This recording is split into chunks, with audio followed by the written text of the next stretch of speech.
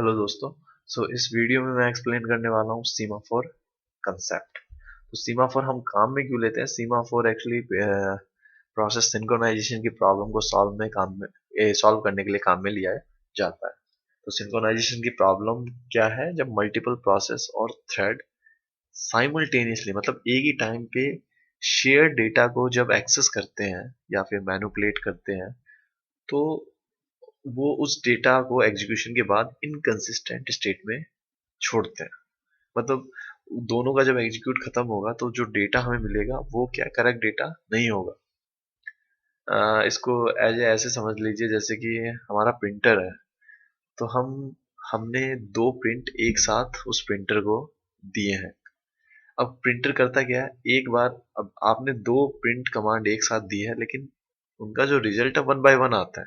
अब मान लीजिए वो प्रिंटर ऐसा ना दे के, अब आपने दो प्रिंट कमांड दी और प्रिंटर ने क्या किया, पहले प्रिंट कमांड का कुछ प्रिंट किया, फिर सेकंड का किया, फिर प्रिंट का किया, तो जो प्रिंट आउट आएगा ना वो मतलब एक्यूरेट रिजल्ट नहीं होगा। बट प्रिंटर में क्या है, इस प्रॉब्लम को सॉल्व करने के लिए कोड ऑलरेडी इंक्लूडेड है।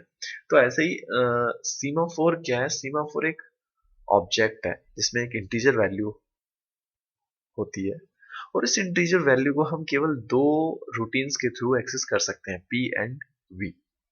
इन दोनों की डेफिनेशन हम नेक्स्ट स्लाइड में देखेंगे।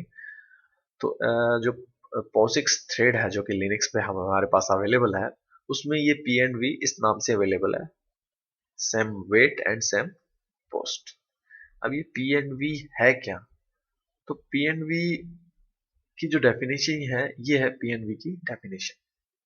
तो पी एस, जब हम इस प्रोसीजर को, इस रूटीन को कॉल करते हैं, तो ये सबसे पहले सीमाफोर की वैल्यू को डिक्रीज कर देता है, S equal to S minus one. अब डिक्रीज करने के बाद ये देखता है कि भाई एस की वैल्यू है जो है वो जीरो से कम है या नहीं। यदि जीरो से कम है तो जिस भी प्रोसेस ने इस रूटीन को कॉल किया उस प्रोसेस को वेट स्टेट में भेज देगा। और दूसरा प्रोसीजर है बी एस। ये क्या करेगा, इस सीमाफोर की वैल्यू को एक इंक्रीज करेगा, उसके बाद चेक करेगा कि हाँ भाई इस एस के ऊपर कोई वेट तो नहीं कर रही प्रोसेस। यदि कोई वेट कर रही है तो उसे वेक कर दो, उसे जगा दो। अब ये काम में आता कैसे है?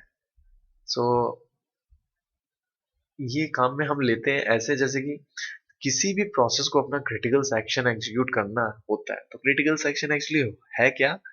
हमारा जो कोड है ना, तो जिस कोड में हम शेयर डेटा को एक्सेस कर रहे हैं या फिर शेयर डेटा को चेंज कर रहे हैं, वो सारा कोड क्रिटिकल सेक्शन बोला जाता है। तो क्रिटिकल सेक्शन वो लोकेशन है जहां पर हम शेयर डेटा को मैनिपुलेट करते हैं या फिर एक्सेस करते हैं। अब क्रिटिकल सेक्शन, जब भी कोई प्रोसेस एंटर करना चाहती है अपने क्रिटिकल सेक्शन में, तो वो डायरेक्टली ना करके उस पहले लॉक कर देती है। तो हम सीमाफोर के थ्रू क्रिटिकल सेक्शन प्रॉब्लम का सॉल्यूशन देखते हैं। तो ये प्रोसेस इस क्रिटिकल सेक्शन में एंटर होने से पहले इसने कॉल कर दिया पी एस, और जब ये रिलीज करेगी तब ये कर देगी वी एस। अब इस ऐसा करने से होगा क्या? तो लेट्स से कि इनिशियली जो सीमाफोर की वैल्यू थी वो वन है।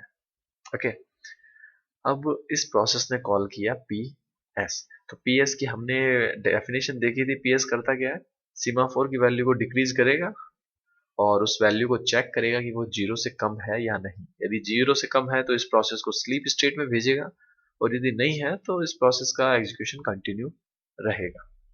तो इस पीएस ने क्या किया, इस सीमाफोर की वैल्यू को डिक्रीज कर दिया और इसे कर दिया जीरो। अब जीरो जीरो से छोटा तो है नहीं, तो इस केस में प्रोसेस अपना एग्जीक्यूशन कंटिन्यू करता रहेगा और वो क्रिटिकल सेक्शन में एंटर कर देगा। इसने अपना सारा का सारा कोड एग्जीक्यूट किया और लास्ट में इसने वीएस को कॉल कर दिया। तो वीएस क्या करेगा, सीमाफोर की वैल्यू को एक इंक्रीज कर देगा। अब इससे होगा क्या, अब जस्ट अज्यूम करके देखो कि जब ये प्रोसेस अपने क्रिटिकल सेक्शन में थी, तो जब ये क्रिटिकल सेक्शन में थी उस टाइम पे सीमाफोर की वैल्यू थी जीरो। अब उस टाइम पे यदि कोई और प्रोसेस सेम कोड को एग्जीक्यूट करता है, तो सबसे पहले दूसरा प्रोसेस पीएस को कॉल करेगा, तो वो इस जीरो की वैल्यू को और कम कर देता और वो हो जाती माइनस वन। और उस केस में -1 0 से छोटा है तो वो दूसरी प्रोसेस वेट स्टेट में चली जाती, न कि एग्जीक्यूट होती रहती। तो सीमाफोर के थ्रू हमने सिंक्रोनाइजेशन अचीव किया कि भाई दो प्रोसेस यदि एक ही टाइम पे एग्जीक्यूट करती है तो केवल एक ही प्रोसेस एग्जीक्यूट कर पाएगी। ओके, तो ये हमने यहाँ पर ले लिया दो प्रोसेस का एग्जांपल। दो प्रोसेस के एग्जांपल में होगा क्या, लेट्स सी हियर। तो ये हमने लेट्स से कि थ्रेड ले लिया हमने प्रोसेस न लेके, तो जो हमारा थ्रेड 0 है इसकी स्टेट थी इनिशियली रनिंग, मतलब थ्रेड 0 हमारा एग्जीक्यूट होना स्टार्ट हुआ, और थ्रेड 1 है ये रेडी है बट राइट नाउ तो थ्रेड 0 एग्जीक्यूट कर रहा है। सो थ्रेड 0 ने अपना पहला इंस्ट्रक्शन कॉल किया जो कि है कॉल पी एस। अब कॉल पी एस क्या करता है, कॉल पी एस की डेफिनेशन को एग्जीक्यूट करेगा। अब पी एस की डेफिनेशन क्या है, पी एस की डेफिनेशन है पी एस, यहाँ पी एस क्या करेगा, पी एस सीमाफोर की वैल्यू को डिक्रीज कर देगा। तो हमने सीमाफोर की वैल्यू ले रखी है 1, तो यहाँ पर सीमाफोर की वैल्यू आ गई 0। तो यहाँ पर ये हमने सीमाफोर की वैल्यू रिप्रेजेंट कर रखी है। यहाँ पर सीमाफोर की वैल्यू 1 थी जब पी एस को कॉल किया गया, तो उसके जैसे ही उसका एग्जीक्यूशन खत्म हुआ तो पी एस एग्जीक्यूटेड, जैसे एग्जीक्यूशन खत्म हुआ सीमाफोर की वैल्यू हो गई 0। अब ये 0 से तो छोटा है नहीं, इसलिए इस प्रोसेस को वेट कंडीशन में नहीं भेजा जाएगा, ये प्रोसेस अपना एग्जीक्यूशन कंटिन्यू रखेगा। लेकिन मान लो कि भाई यहाँ इसके नेक्स्ट इस इंस्ट्रक्शन में है ना, सॉरी नॉट हियर, तो नेक्स्ट इंस्ट्रक्शन में ये अपने क्रिटिकल सेक्शन में स्टार्ट कर दिया, इसने एग्जीक्यूशन क्रिटिकल सेक्शन को स्टार्ट कर दिया। और जैसे इसने क्रिटिकल सेक्शन को स्टार्ट किया, ऑपरेटिंग सिस्टम ने क्या किया, स्विचिंग कर दी। अब दूसरे थ्रेड को चांस दे दिया एग्जीक्यूट होने का। अब जैसे ही दूसरे थ्रेड में स्विचिंग की, इसकी स्टेट हो गई रेडी, मतलब ये रेडी है एग्जीक्यूट होने के लिए, बट इसके पास सीपीयू रिसोर्स है नहीं अभी, और थ्रेड 1 स्टार्ट हो गया रनिंग। सो जो थ्रेड 1 है वो भी कॉल पीएस करेगा, पीएस को कॉल करेगा, तो करंट जो वैल्यू है सीमाफोर की वो है 0। तो जैसे ही पीएस का एग्जीक्यूशन कंप्लीट होगा, तो पीएस का यहाँ पर हमने पीएस का जो एग्जीक्यूशन है वो थोड़ा डिटेल में दिखाया है। तो पीएस करेगा क्या, डिक्रीमेंट एस, एस की वैल्यू को डिक्रीमेंट करेगा जो कि -1 कर देगा।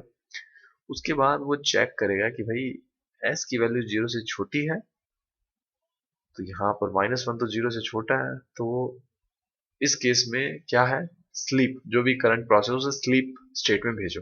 तो जैसे ही ये इंस्ट्रक्शन चलेगा ये थ्रेड हमारा चला जाएगा स्लीपिंग स्टेट में, और जैसे स्लीपिंग स्टेट में चला जाएगा सीपीयू हमारा फ्री हो जाएगा। सीपीयू फ्री होते ही स्विचिंग हो जाएगी दोबारा से थ्रेड T0। अब यहाँ पर मान लो कि थ्रेड T0 का एग्जीक्यूशन स्टार्ट हो गया, उसने अपना सारा का सारा कोड जो भी क्रिटिकल सेक्शन का था उसे एग्जीक्यूट कर दिया, और ये फाइनल इंस्ट्रक्शन एग्जीक्यूट हो गया। अब जैसे ही उसका सारा क्रिटिकल सेक्शन एग्जीक्यूट होता है वो कॉल करता है कॉल VS। तो VS क्या करेगा, VS सीमाफोर की वैल्यू को इंक्रीज करता है। तो अब सीमाफोर की वैल्यू क्या हो गई, 0। अब 0 होने के बाद ये वेक T1, ये इस जो थ्रेड T1 है इसको वेक कर देगा, हाँ वे कि तुम अपना अब एग्जीक्यूशन स्टार्ट कर लो, और ये उसके बाद स्विच कर देगा T1 पे, क्योंकि इसका एग्जीक्यूशन कंप्लीट हो चुका है, आप कोई थ्रेड केवल एक ही थ्रेड अवेलेबल है, तो थ्रेड 1 एग्जीक्यूट होना स्टार्ट हो जाएगा। और यहाँ पर जैसे इसने इसको वेक किया ये अपना एग्जीक्यूशन स्टार्ट कर देगा, क्योंकि इसका देखो यहाँ पर देखो, अ, ये यहाँ पर स्लीप स्टेट में आ गया था, ओके।